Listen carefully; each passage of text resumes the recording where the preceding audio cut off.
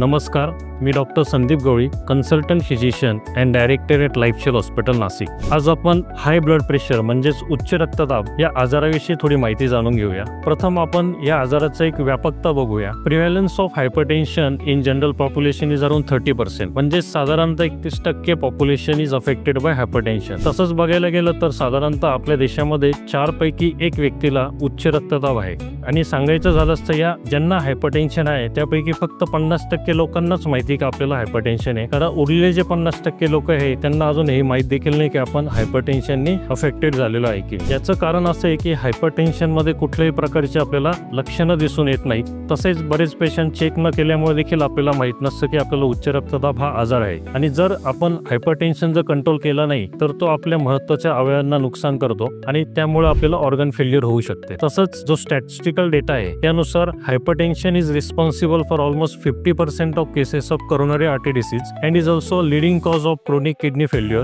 and is also responsible for almost 50% of cases of stroke. So prevention, early detection and treatment of hypertension is very important for prevention of hypertension related complications. तुम्ही तुमच्या डॉक्टरांकडून blood pressure checkup करून घ्या आणि या आजाराबद्दल जागरूक राहा। अधिक माहितीसाठी तुम्ही लाईफशेल हॉस्पिटलला संपर्क साधावा। धन्यवाद।